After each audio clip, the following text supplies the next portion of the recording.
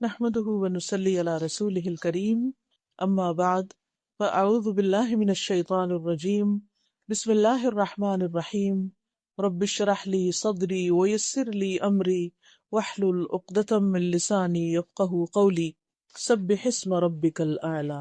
اپنے رب کے نام کی تسبیح کیجیے جو سب سے بلند ہے۔ الذی خلق فسوی، وہ جس نے پیدا کیا پھر درست بنایا۔ والذی قدر فہدی، اور وہ جس نے اندازہ ٹھہرایا پھر ہدایت بخشی۔ والذی اخرج المرعی، وہ جس نے چارہ اگایا۔ فجعلہ غثاء احوا، پھر اس نے اسے سیاہ کوڑا کرکٹ کر دیا۔ سنقرئک فلا تنسیٰ، ہم ضرور آپ کو پڑھائیں گے پھر آپ نہیں بھولیں گے۔ الا ما شاء اللہ، مگر جو اللہ چاہے۔ انہ یعلم الجہر وما یخفی، یقیناً وہ کھلی بات کو بھی جانتا ہے اور اس بات کو بھی جو چھپی ہوئی ہے۔ فذکر ان نفعت الذکریٰ، تو آپ نصیحت کیجئے اگر نصیحت کرنا فائدہ دے۔ سیذکر من یخشی، ان قریب نصیحت حاصل کر لے گا جو ڈرتا ہے۔ ویتجنبها الاشقی، اور اس سے علیحدہ رہے گا جو سب سے بڑا بد نصیب ہے۔ الذی یصلی النار الکبریٰ، وہ جو بہت بڑی آگ میں داخل ہوگا۔ ثم لا يموت فیہا ولا یحییٰ، پھر وہ نہ اس میں مرے گا نہ زندہ رہے گا۔ قد افلح من تزکا، بے شک وہ کامیاب ہو گیا جو پاک ہوا۔ وذکر اسم ربہ فصلی، پھر اس نے اپنے رب کا نام یاد کیا پھر نماز پڑھی۔ بل تؤثرون الحیاۃ الدنیا، بلکہ تم دنیا کی زندگی کو ترجیح دیتے ہو۔ والآخرۃ خیر وابقی، حالانکہ آخرت کہیں بہتر اور زیادہ باقی رہنے والی ہے۔ ان ھذا لفی الصحف الاولی، بے شک یہ بات یقیناً پہلے صحیفوں میں بھی تھی۔ صحف ابراہیم و موسیٰ، ابراہیم اور موسیٰ کے صحیفوں میں۔ سورۃ الاعلیٰ قرآن مجید کی بہت اہم سورتوں میں سے ایک ہے۔ رسول اللہ صلی اللہ علیہ وسلم اس سورت کو عیدین یعنی دونوں عیدوں اور جمعہ کی نمازوں میں پڑھا کرتے تھے، اور اگر عید اور جمعہ ایک دن میں جمع ہو جاتے، جیسے صبح عید کی نماز ہے دوپہر کو جمعہ کی، تو بھی آپ ان دونوں سورتوں کو ہی نماز میں پڑھتے، یعنی سورۃ الاعلیٰ اور سورۃ الغاشیہ۔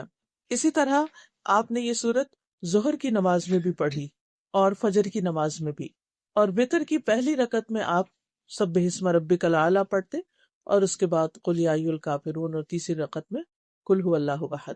اس سے اندازہ ہوتا ہے کہ اس سورت کی کتنی زیادہ اہمیت ہے، یا اس میں جو میسج ہے ہم سب کے لیے وہ کتنا امپورٹنٹ ہے کہ آپ صلی اللہ علیہ وسلم اس کو بار بار ذکر کرتے ہیں، اس کو بار بار پڑھتے ہیں، اور خصوصاً بڑے اجتماعات میں، بڑی گیدرنگز میں، جیسے جمعہ کی گیدرنگ بڑی ہوتی ہے، عید کی بڑی ہوتی ہے۔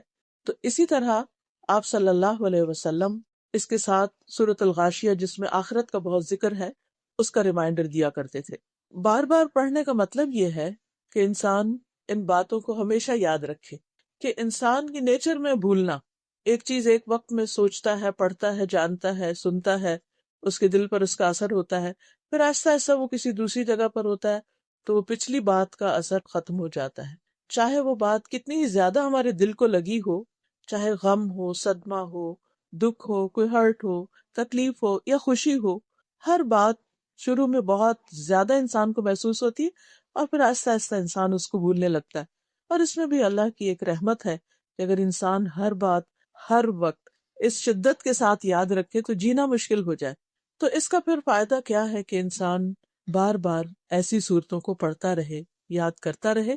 تو آج کی مجلس بھی دراصل ایک یاد دہانی ہے میرے لیے، آپ سب کے لیے۔ اس میں سب سے پہلی بات جو کی گئی ہے وہ ہے سبح اسم ربک الاعلی، اپنے رب کے نام سے تسبیح کیجئے یا اپنے رب کے نام کی تسبیح کیجئے، وہ رب جو اعلیٰ ہے، سب سے بلند ہے، سب سے اونچا ہے۔ اللہ سبحانہ تعالیٰ اپنی ذات کے اعتبار سے بھی بلند ہے، اپنی صفات کے اعتبار سے بھی بلند ہے۔ ذات کے اعتبار سے اللہ سبحانہ تعالیٰ عرش پر ہے، یعنی تمام مخلوقات سے اوپر عرش ہے، اور عرش کے بھی اوپر ہے اللہ رب العزت۔ عام طور پر لوگ کہتے ہیں نا کہ اللہ سبحانہ تعالیٰ ہر چیز کے اندر ہے، وہ یہاں بھی ہے، وہاں درخت میں بھی ہے، اور سمندر میں بھی ہے، اور ادھر نہیں۔ اللہ سبحانہ تعالیٰ کی شان کے خلاف ہے یہ بات، اس کا ایک مقام ہے، ایک مرتبہ ہے، اور یہ ہماری فطرت میں بھی ہے۔ اگر ایک بچے سے بھی آپ پوچھیں کہ اللہ تعالیٰ کہاں ہے تو وہ فوراً اوپر کی بات کرے گا کہ اوپر، کیونکہ اللہ سبحانہ تعالیٰ کی ہماری زندگی میں جو اہمیت ہے یا جو مقام ہے یا جو قدر ہے یا جو محبت ہے، تو ہم سب کیا چاہتے ہیں کہ جب بھی اس کے بارے میں سوچیں تو بلندی کے بارے میں، اونچائی کے بارے میں، اوپر ہونے کے بارے میں۔ سورۃ المؤمنون میں آتا ہے فَتَعَالَى اللَّهُ الْمَلِكُ الْحَقُّ لَا إِلَٰهَ إِلَّا هُوَ رَبُّ الْعَرْشِ الْكَرِيمِ۔ پس بہت بلند ہے اللہ جو سچا بادشاہ ہے، اس کے سوا کوئی معبود نہیں، عزت والے عرش کا رب ہے۔ پھر اسی طرح عرش کی بلندی کو اگر آپ دیکھیں تو یعنی اللہ سبحانہ تعالیٰ کی بلندی اور اس کے مقام کی بلندی کو دیکھنے کے لیے اگر ہم تھوڑا سا اس چیز کو دہرا لیں کہ ہمارے اوپر کی بلندیاں کتنی ہیں، یعنی ہمارے اوپر کیا کچھ ہے۔ سب سے پہلے تو یہ کہ ہمیں آسمان نظر آتا ہے، اور یہ آسمان صرف ایک نہیں بلکہ 7 آسمان ہیں جن کا ذکر سورۃ نوح میں بھی آتا ہے، خاص طور پر کہ یہ طباق ہیں، ایک کے اوپر ایک ہے۔ الم تروا کیف خلق اللہ 7 سماوات طباقا، کیا تم دیکھتے نہیں کہ اللہ سبحانہ تعالیٰ نے کس طرح 7 آسمانوں کو اوپر نیچے پیدا کیا۔ طباق وہ چیز ہوتی ہے کہ جو ایک کے بعد ایک ہوتی ہے۔ اور پھر اللہ سبحانہ تعالیٰ غور و فکر کی بھی دعوت دیتے ہیں، وَإِلَى السَّمَاءِ كَيْفَ رُفِعَتْ، اور دیکھو آسمان کی طرف کہ کیسے بلند کیا گیا، یعنی کتنا اونچا ہے۔ اور پھر ان 7 آسمانوں کے بعد جنت ہے، اور جنت کے 100 درجے ہیں، اور ہر درجے کا درمیانی فاصلہ، رسول اللہ صلی اللہ علیہ وسلم نے اس کے بارے میں فرمایا جنت میں 100 درجے ہیں، ہر 2 درجوں کے درمیان اتنا فاصلہ ہے جیسا کہ زمین اور آسمان کے درمیان کا فاصلہ۔ سبحان اللہ، یہاں سے ہمیں سب سے بلند ترین چیز جو نظر آتی ہے وہ آسمان ہے، تو جنت میں ایک درجے سے دوسرا درجہ۔ اچھا، دنیا میں بھی لوگوں کے درمیان درجے ہوتے ہیں، کوئی کسی مقام پر ہوتا ہے، کوئی کسی مقام پر، کبھی علم کے اعتبار سے، کبھی مال کے اعتبار سے، کبھی کسی اور چیز کے اعتبار سے، لیکن وہ درجے ان میں فرق بہت زیادہ نہیں ہوتا۔ مگر جنت میں جو پہلے درجے پر ہوگا اس میں اور صرف اس کے نیکسٹ لیول میں اتنا زیادہ فرق ہے جتنا زمین سے آسمان کا فاصلہ ہے۔ تو آپ دیکھیے کہ ایک ایک درجہ پانے کے لیے انسان کو پھر کتنی طلب، تڑپ، تمنا، نیت اور کوشش کی ضرورت ہے۔ پھر فرمایا کہ فردوس اس کا اعلیٰ ترین درجہ، سب سے اوپر کا درجہ ہے، اسی سے جنت کی 4 نہریں نکلتی ہیں، اور اس کے اوپر عرش ہے۔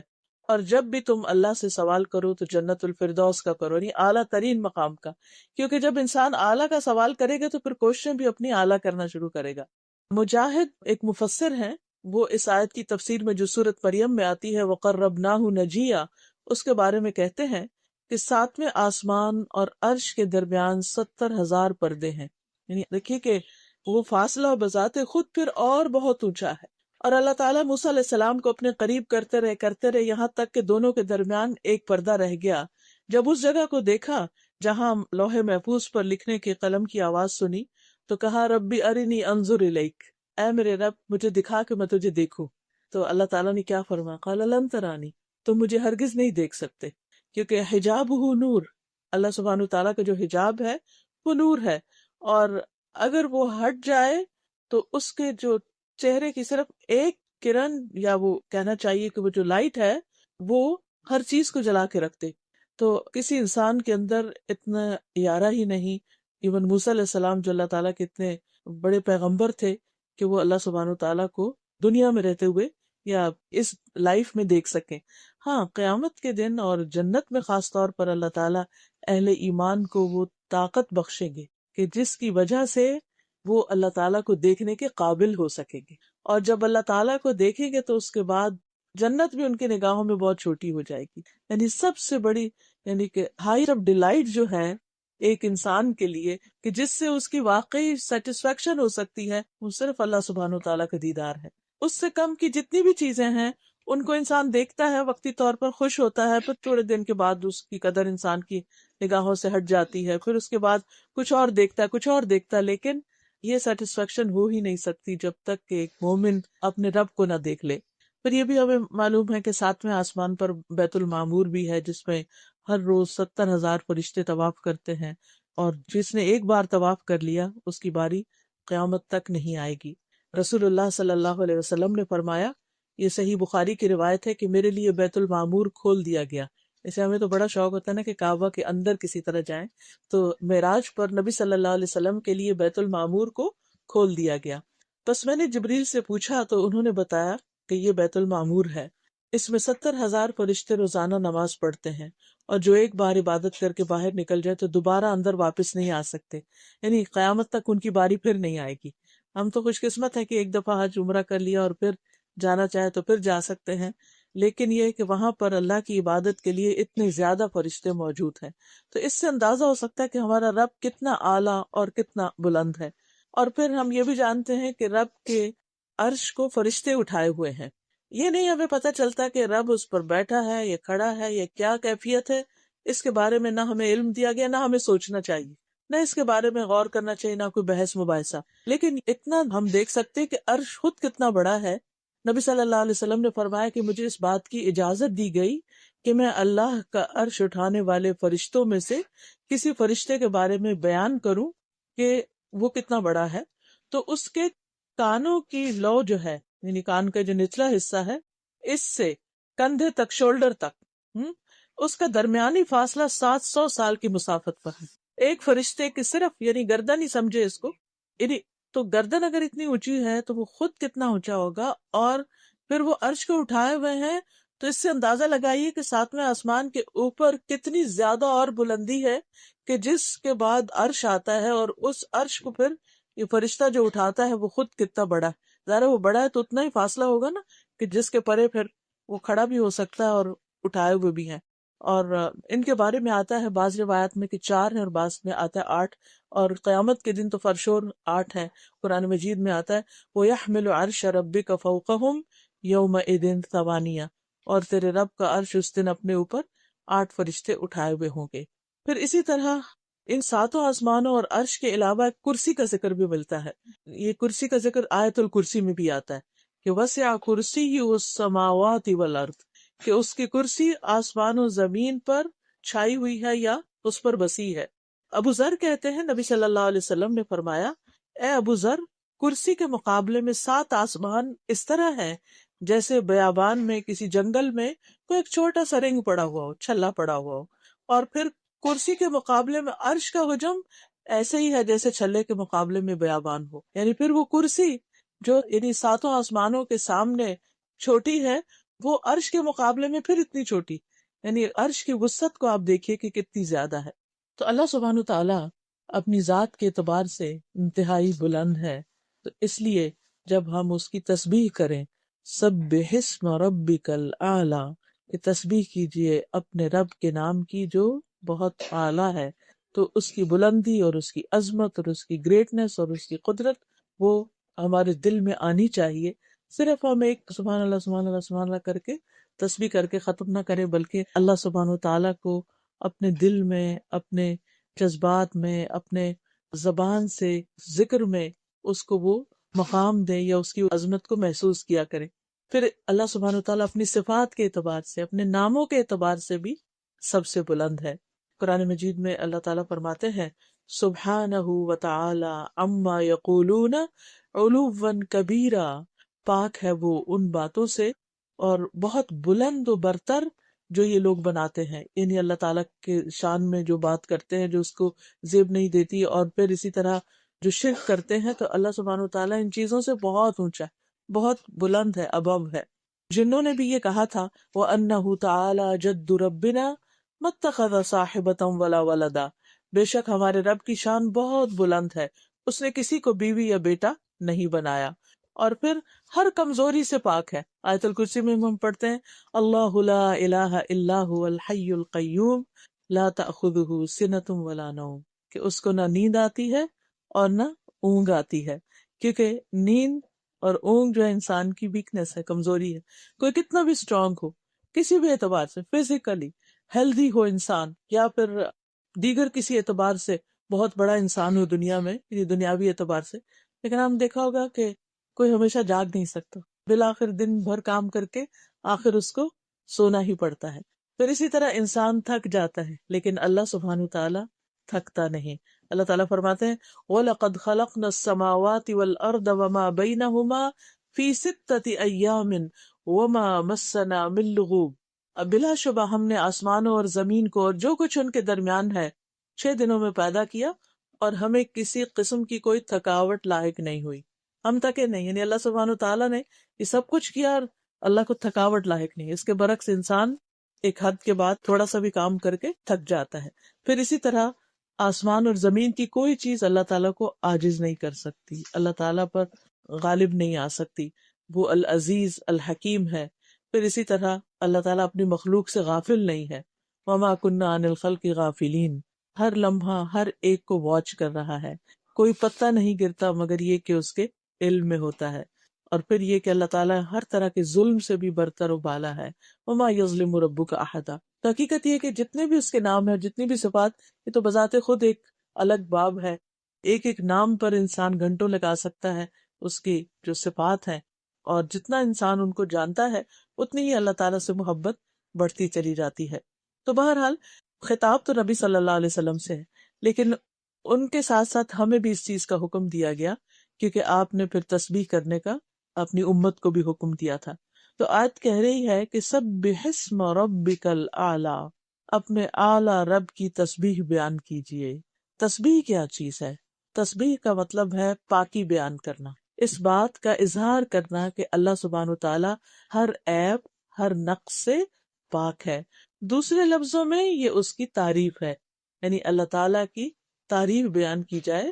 اور پھر یہ بھی یاد رکھیے کہ یہ تسبیح جو ہے یہ صرف دل میں نہ ہو بلکہ زبان کے ساتھ بھی ہو. اور صرف اتنا ہی نہ ہو کہ انسان کہ ہاں میرے دل میں تو اللہ سبحانہ تعالیٰ کی پاکی کا خیال آتا ہے اور اللہ پاک ہے، نہیں، بلکہ اس کے ساتھ ساتھ انسان رب کا نام لے کر اس کی تسبیح کرے، سبحان اللہ کہے. اللہ تعالیٰ کا جو ذاتی نام ہے وہ کیا ہے؟ اللہ، اللہ سبحانہ تعالیٰ. اسی لیے سورۃ الواقعہ میں آتا ہے فسبح بسم ربک العظیم، آپ تسبیح بیان کیجیے اپنے رب عظیم کے نام کے ساتھ، یعنی سبحان اللہ کہیے یا سبحان الملک القدوس، یعنی اللہ تعالیٰ کا کوئی اور نام بھی لے کر اس کے ساتھ سبحانہ کا لفظ کیا جا سکتا ہے. کیونکہ انسان جب اپنی زبان سے اللہ سبحانہ تعالیٰ کا نام لیتا ہے تو پھر اس وقت جو اس کی کیفیت ہوتی ہے وہ کچھ اور ہی ہوتی ہے. یعنی زبان کا بھی ایک رزق ہے اور زبان کی بھی ایک خوشی ہے، اور وہ ہے اللہ کے ذکر میں. ویسے تو زمین و آسمان کی ہر چیز اللہ تعالیٰ کا ذکر کر رہی ہے. قرآن مجید میں سورۃ الاسراء میں آتا ہے تسبح لہ السماوات السبع والارض ومن فیہن، ساتوں آسمان اور زمین اللہ کی تسبیح کرتے ہیں. یعنی آپ جب دیکھیں آسمان کو تو سوچیں یہ اللہ کی تسبیح کرتا ہے. درختوں کو دیکھیں، پہاڑوں کو دیکھیں، نیچر کو دیکھیں، پھولوں کو دیکھیں، پتوں کو دیکھیں، کسی بھی چیز کو تو سوچا کریں یہ میرے رب کی تسبیح کر رہے ہیں. ستاروں کو دیکھیں، سیاروں کو دیکھیں. اور پھر فرمایا وَإِن مِّن شَيْءٍ إِلَّا يُسَبِّحُ بِحَمْدِهِ، کوئی چیز ایسی نہیں جو اس کی تسبیح نہ کر رہی ہو، اس کی حمد کے ساتھ تعریف بھی کرتی ہے ذات. وَلَٰكِن لَّا تَفْقَهُونَ تَسْبِيحَهُمْ، لیکن تم ان کی تسبیح کو سمجھتے نہیں، تم نہیں جانتے کہ یہ کس زبان میں کر رہے ہیں یا ان کی تسبیح کرنے کا انداز کیا ہے. إِنَّهُ كَانَ حَلِيمًا غَفُورًا. پھر اسی طرح آپ دیکھیے کہ اللہ سبحانہ وتعالیٰ کی تسبیح جو ہے وہ تمام مخلوق کے رزق کی کنجی بھی ہے. حدیث میں آتا ہے اللہ کے نبی نوح علیہ السلام کی وفات کا وقت جب آیا تو انہوں نے اپنے بیٹے سے کہا کہ بیٹا میں تمہیں ایک وصیت کر رہا ہوں. اور وہ وصیت کیا تھی کہ سبحان اللہ و بحمدہ کا ورد کرتے رہنا. یہ ہر چیز کی نماز ہے اور اس کے ذریعے مخلوق کو رزق ملتا ہے، یعنی یہ رزق کی کنجی بھی ہے ساری مخلوق کی. تو جب ساری مخلوق کے رزق کی کنجی ہے تو ظاہر انسان بھی اس میں شامل ہو جاتے. اب یہ جو سبحان اللہ و بحمدہ ہی ہے، یعنی مختصر سا ذکر ہے، اس کو خاص طور پر صبح اور شام پڑھنا جو ہے 100 بار تمام گناہوں کی معافی کا ذریعہ بنتا ہے. اور سورۃ النور میں آتا ہے کہ کل قد علم صلاتہ و تسبیحہ، ہر مخلوق جو ہے اس کو اپنی نماز اور تسبیح کا علم ہے کہ اسے نماز کیسے ادا کرنی ہے اور تسبیح کیسے کرنی ہے. تو یہ ان کی تسبیح ہے سبحان اللہ و بحمدہ. پھر ہم دیکھتے ہیں کہ فرشتے بھی تسبیح کرتے ہیں. جب آدم علیہ السلام کے پیدا ہونے کا ذکر ہوا تو انہوں نے کیا کہا وَنَحْنُ نُسَبِّحُ بِحَمْدِكَ وَنُقَدِّسُ لَكَ. تو جب رسول اللہ صلی اللہ علیہ وسلم سے سوال کیا گیا کہ کون سا کلام افضل ہے تو آپ نے فرمایا جو اللہ تعالیٰ نے اپنے فرشتوں اور اپنے بندوں کے لیے چنا، اور وہ ہے سبحان اللہ و بحمدہ. اسی طرح وہ فرشتے جو عرش اٹھائے ہوئے ہیں وہ بھی اللہ کی تسبیح کرتے ہیں. الذین یحملون العرش ومن حولہ، یعنی کچھ فرشتے تو عرش اٹھائے ہوئے اور کچھ فرشتے عرش کے ارد گرد طواف کرتے ہیں. تو وہ بھی کیا کرتے ہیں؟ یسبحون بحمد ربہم، اپنے رب کی حمد کے ساتھ اس کی تسبیح کرتے ہیں۔ قیامت کے دن بھی ایسا ہی ہوگا۔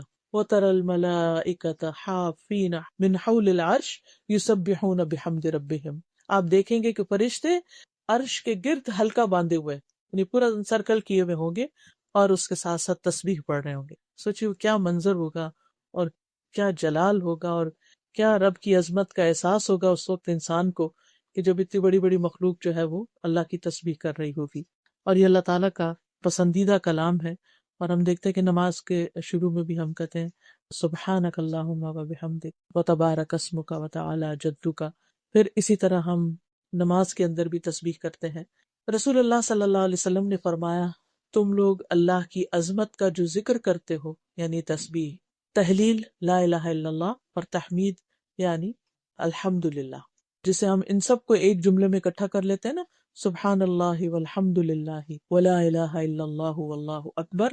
فرمائے کہ تمہارے یہ کلمات عرش کے گرد چکر لگاتے ہیں، یعنی جب بندہ ان کلمات سے ذکر کرتا ہے تو یہ کلمات اوپر اٹھتے ہیں۔ قرآن مجید میں اس کا ذکر آتا ہے کہ والکلم الطیب یرفعہ، پاکیزہ کلمات جو ہے انسان کے اعمال کو بھی اوپر لے جاتے ہیں، اور انسان جو ہے وہ اللہ کا ذکر بھی کرتا ہے اور وہ بھی اوپر جاتے ہیں۔ فرمایا ان کلمات کی ایسی بنبناہٹ ہوتی ہے جیسے شہد کی مکھیوں کی بنبناہٹ۔ وہ کلمات اپنے ذکر کرنے والے، یعنی وہ آوازیں جو ہوتی ہیں، پھر وہ جیسے قرآن میں آتا ہے نا فَاذْكُرُونِي أَذْكُرْكُمْ، کہ جب ہم ذکر کرتے ہیں تو ہمارا ذکر اوپر اٹھتا ہے، اور جب وہ اوپر اٹھتا ہے تو پھر اللہ سبحانہ وتعالیٰ ہمیں یاد کرتے ہیں۔ فرمایا کیا تم میں سے کوئی نہیں چاہتا کہ اس کے لیے کوئی ایسا ہو یا ہمیشہ اس کی یاد دلائی جاتی رہے؟ یعنی تم یہ نہیں چاہتے کہ تمہاری یاد ہر وقت دلائی جاتی رہے، اللہ کے ہاں تمہارا ذکر ہوتا رہے؟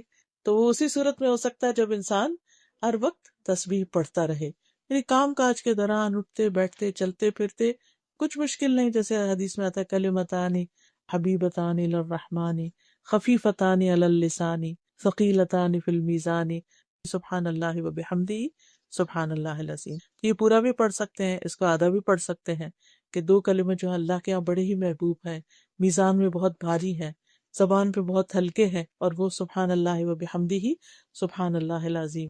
پھر اسی طرح یہ کلمات جو ہے، یہ تسبیح، یہ پریشانی اور خوف کو بھی دور کرنے والی۔ نبی صلی اللہ علیہ وسلم نے فرمایا جو شخص رات سے خوف کھائے، یعنی رات کا اندھیرا اس کو ڈرائے۔ بعض لوگ اکیلے رہتے ہیں، جو رات ہوتی ہے، جیسے موسم آتا ہے، سن لائٹ کم ہو جاتی، دن بہت چھوٹے ہوتے ہیں، تو عجیب طرح کا ڈپریشن بعض لوگوں کو ہونے لگتا ہے، یہ گھبراہٹ ہونے لگتی۔ فرمایا کہ جو رات سے خوف کھائے کہ وہ اسے پریشان کرے گی، یا مال خرچ کرنے سے بخل کرے، یا دشمن سے مقابلہ کرنے سے ڈرے، تو وہ اس قول کی کثرت کر دے، سبحان اللہ و بحمدہ سبحان اللہ و بحمدہ، یعنی پڑھتا رہے، کیونکہ یہ اللہ کے نزدیک سونے کا پہاڑ اللہ کے راستے میں خرچ کرنے سے زیادہ محبوب ہے۔ اتنی ہم میں سے کس کے پاس سکت کہ وہ ایک پہاڑ اللہ کے راستے میں سونے کا صدقہ کرے؟ تو جب انسان اتنا نہیں کر سکتا تو پھر یہ تسبیح کرتا رہے تو یہ اس کے برابر ہوگی۔ پھر ہر روز انسان کے جسم پر صدقہ واجب ہوتا ہے۔ حدیث میں آتا ہے کہ ہر روز انسان جب صبح کرتا ہے تو اس کے 360 جوڑوں پر صدقہ واجب ہوتا ہے، اور ہر روز جان کا یہ صدقہ دینا ہوتا ہے انسان کو۔ تو لوگوں نے کہا کہ ہمارے پاس تو اتنا مال نہیں کہ ہم اتنا صدقہ کر سکیں، تو اس پر آپ نے فرمایا کہ سبحان اللہ کہنا جو ہے یہ بھی صدقہ ہے، الحمدللہ کہنا بھی صدقہ ہے، لا الہ الا اللہ کہنا بھی صدقہ ہے، اللہ اکبر کہنا بھی صدقہ ہے، نیکی کا حکم دینا بھی صدقہ ہے، برائی سے روکنا بھی صدقہ ہے۔ تو یہ ساری چیزیں کیا ہیں؟ صدقہ بھی شمار ہوتی ہیں۔ پھر اسی طرح یہ کہ انسان کو نیکیاں ملتی ہیں، گناہ مٹتے ہیں، اور خاص طور پر یہ سبحان اللہ و بحمدی دن میں اگر 100 بار انسان پڑھتا ہے تو اس کے گناہ معاف کر دیے جاتے ہیں، خواہ وہ سمندر کی جھاگ برابری کیوں نہ ہو۔ پھر اسی طرح الحمدللہ کہنا میزان کو بھر دیتا ہے، اور سبحان اللہ الحمدللہ ملا کر کہا جائے زمین آسمان کے درمیان کی فضا بھر جاتی ہے۔ پھر اسی طرح صبح کے وقت